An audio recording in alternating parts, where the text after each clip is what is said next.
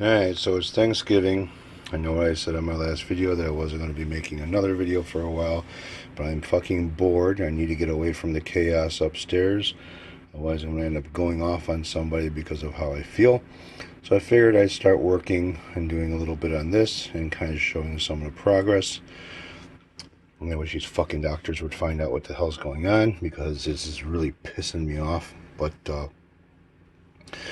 I got the back of this thing basically cleared, and there's about 15, 17 coats of polyurethane on here, or rub on poly, whatever the fuck you want to call it. And I tell you, it's really, really nice. I'm sure that if end up, your hand starts sweating, I'll probably stick to it because of how shiny this is.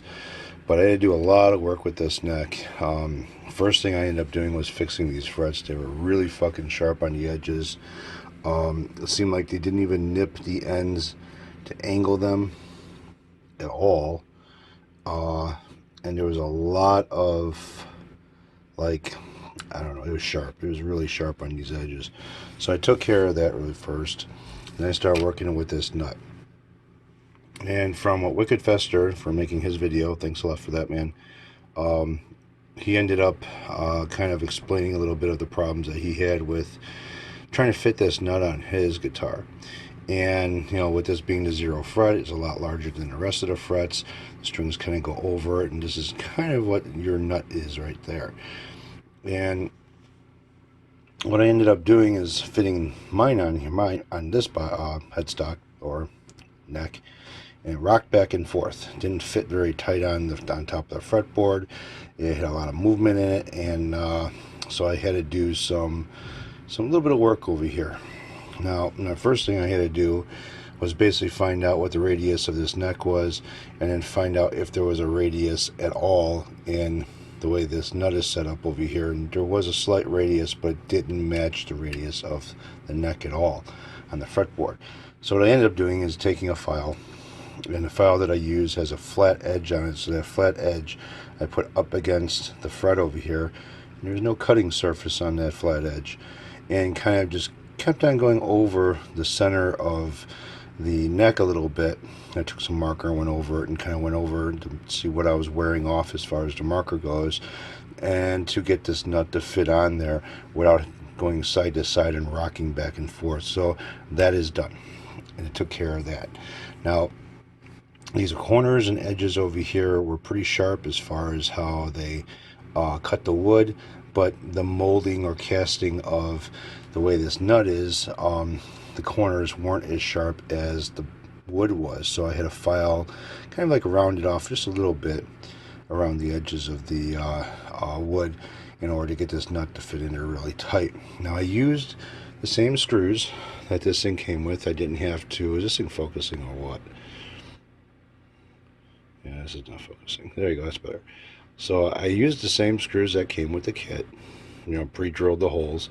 So everything is pretty much lining up the way it's supposed to, at least I hope so.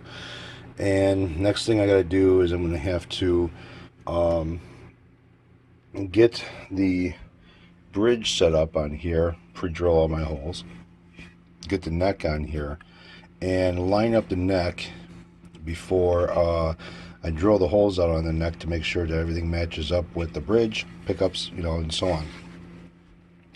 Ordered a set of Dragonfires that should drop right in here without having to route out anything on the body. And Dragonfire, they'll fit there, and the humbucker as well. Now what I did was I went with, I believe it was like a hot pink setup here, because that's going to go with the colors that I'm going to end up putting on this body.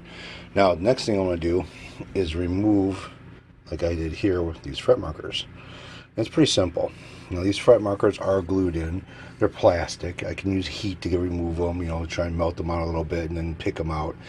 But I found an easier way of doing this, which is basically, and if I could do this holding the camera, that would be pretty good. So basically what I'm going to do is drill a hole.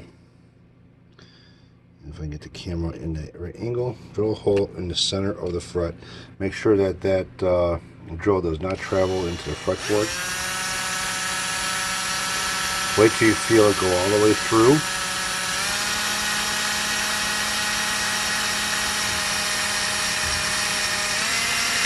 There you go. Now it went all the way through. Then what you do, you take a pair of needle nose pliers and you get in there. You kind of like just wiggle it out, just like that. There's part of it, and it doesn't take out any of the wood. So get my hand in there, so you don't see any wood chips around the edges of. Be nice if this focused again. Don't see any wood chips around the marker at all. Get rid of that because I don't need that scratching up my finish on the back of. Oh, I just pushed the button to take a picture. So I'm going to get on this side of the fret marker and kind of do the same thing. Kind of pry it out a little bit. And there you go. The fret's gone. Then I'll take a little bit of something and just clean out the remainder portion. Come on, get out of there. Of the fret. And then you have basically a perfect circle of the old, where the old marker was. And as you can see, there's no wood chips locked onto or on the actual fret marker itself.